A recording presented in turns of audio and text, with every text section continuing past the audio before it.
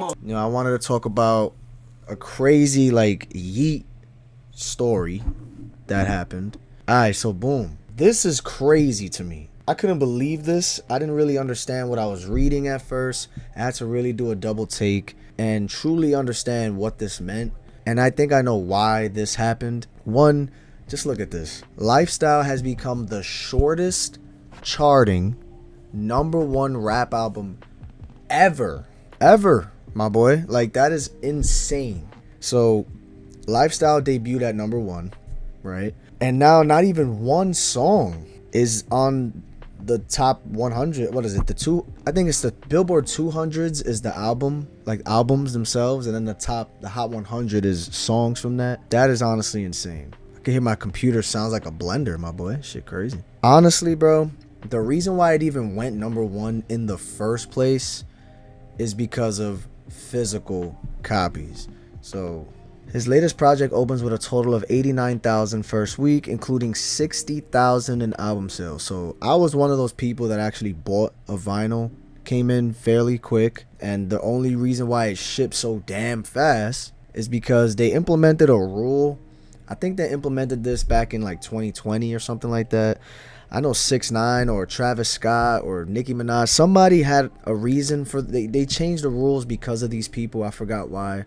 I think it was 6ix9ine, low key, with one of his albums or some shit, and he had album sale. You know, he had vinyl records and CDs available, but people would buy them, and then it used to count towards the first week sales, but you wouldn't get the vinyl or the CD until like months later. So Billboard was like, that's kind of cheating, bro, because you don't have the actual an album, you know what I'm saying? And they used to include the digital version of the album with that vinyl or CD, so that also counted as another album sale. It's a shady thing. It was like people were getting their albums like 3 months, even a year later, yet those purchases were counting towards the first week, you know, sales. It was kind of a shady. I guess it's smart. The labels looked at it like, yo, we could get all these people to buy this shit, but we don't even gotta ship it right away. But they changed the rule, so now you have to receive that vinyl or CD within the first week of the album coming out. So that's why you saw Travis Scott sell $5 vinyl records. They might have lost out on money in terms of how much the actual product is worth to make or to manufacture, you know what I'm saying? I don't know how much an actual vinyl costs nowadays. Labor costs or whatever the materials are. You got the box, you got the disc, you know, the wax, the paper. Who knows? That might cost like, that alone might cost like $5 in a foreign country or some shit. But to sell it for $5, and I think you got to pay for shipping and handling or whatever. Yeah, they might lose out in the money wise in terms of how much that's worth. But do they really care? Not really. They only care about the first week's sales, bro. Especially in hip hop. I don't know what it is. It's like a braggadocious thing when it comes to hip hop. That's just what it is. In hip hop, it's just a good look. It's people like to perceive you as, oh shit, he's popping. Oh shit.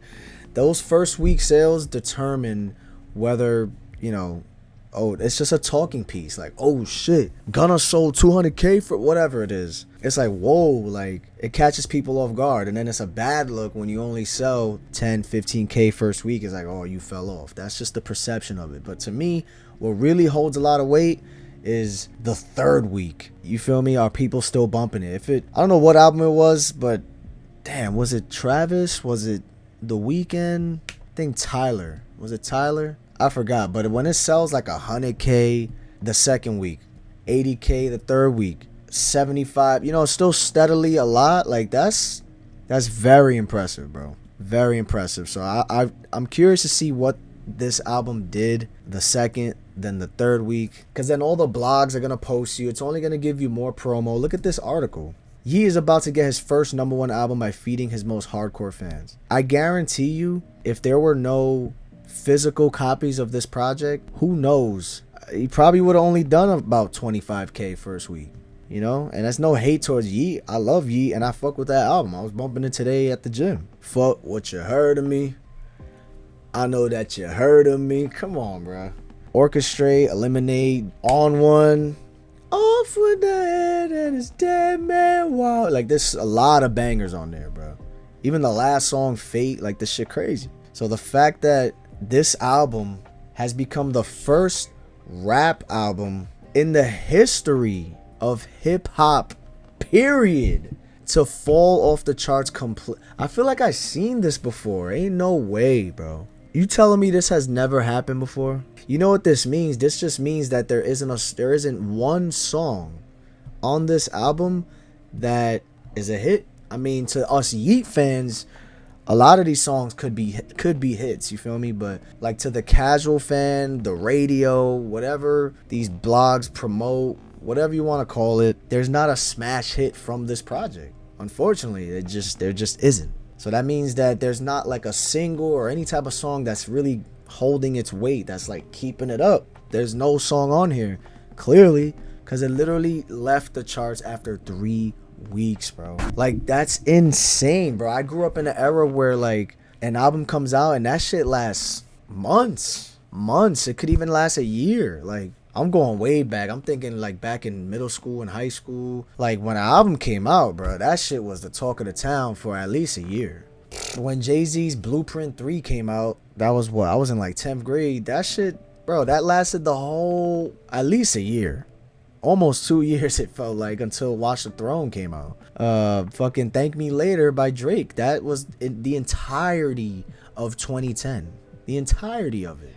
It wasn't a week, it wasn't 2 weeks, and people were so fiending for the next thing. Like, the microwave society that we live in is insane. Like, I watched a video the other day of Drake and Lil Wayne at a concert performance in 2011, and I don't know, I got sad and happy at the same time, because it's like, damn, I feel like everything was just so much brighter and happier, and like things just lasted longer. People weren't on their phones in the concerts and shit, and people were more present. People were more in the moment and enjoying the music for months, bro. Like when Nicki Minaj was hot, 2010, 2011, bro, it lasted so long. It felt like, maybe because people used to go outside, we used to go to parties, we used to go to barbecues. Like, I don't know what it is, but like, I guess the phones that we got right now and social media and TikTok, all these kids, bro, they just, whatever's hot, they just move on to the next thing, bro. Quick, bro.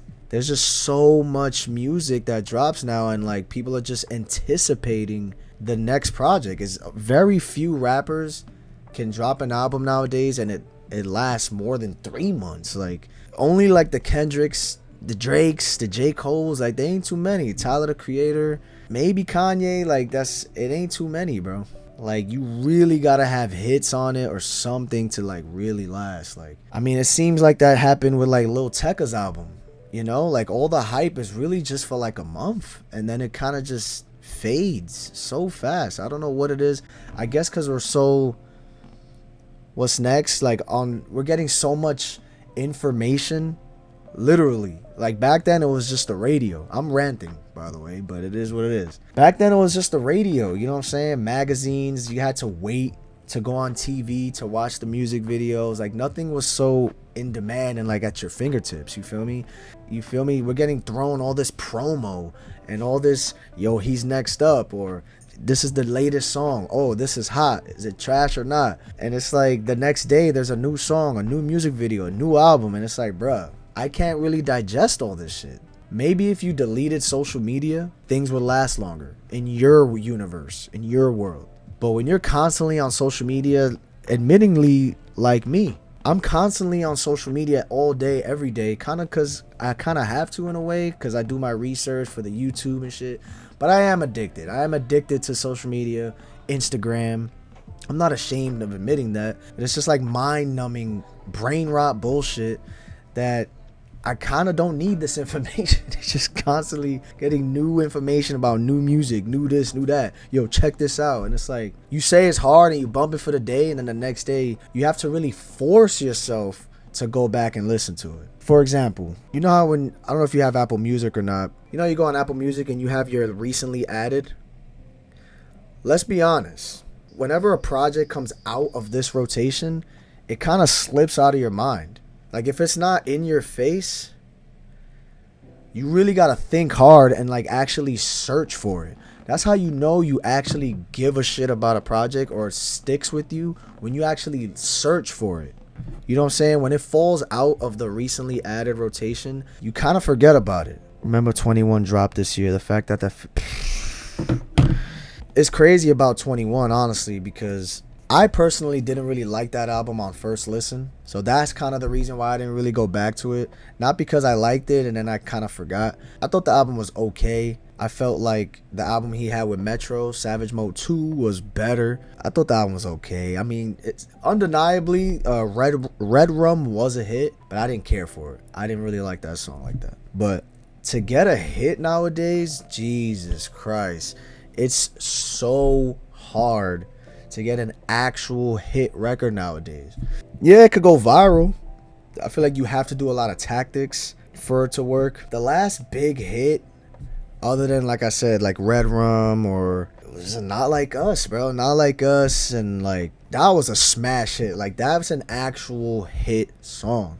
You feel me? Like songs like that used to come around back in the day. Like that was what it felt like. Shit, Just Wanna Rock, that was a hit song because it lasted. You know, it had the dance, the music video, and they were playing it at every concert. That's how you know also when something is latching onto being a hit song. Kind of like with Yale with Ken Carson, it took a while, but that started slowly graduating into being a hit because you started hearing it in DJ's set lists. You feel me? I don't know if people were really playing this album from Yeat. I don't know. I haven't been to a show in a while, but you haven't really heard any songs from this album being played at parties, DJ sets. I don't know. Cause I'll be outside. I mean, I didn't hear it. I didn't really hear anything. Cause the gym has a playlist too. But I didn't hear one Yeat song from this. They play Gunna on there. They play some Thug. They play some Travis. They play the Timeless track. They played that Weekend and Cardi song. Things just don't. They have a lot less shelf life. I could go on for so long about this. I still find this mind blowing to be the first rap album ever. You telling me Nav? Didn't that happen with Nav or something? Like when albums fall out of your recently added, you really got to go back to listen to it. Like Ski Mask, I liked this project. I kind of already forgot about it. One of One is the only album from this year that I genuinely go back to every single day to this day. I love this album. You feel me? I still bump it every day. It's so motivating. I fuck with it. But it ain't too many. And it's crazy how you really gotta think about it. Like, damn, this Kid Cudi album came out in 2024. It feels like so long, so much longer than that. It's crazy. This Future album came out this year, March. You feel me? Like that 21 Savage album, like you said, crazy. 2093, that was this year. Kind of feels like last year a little bit.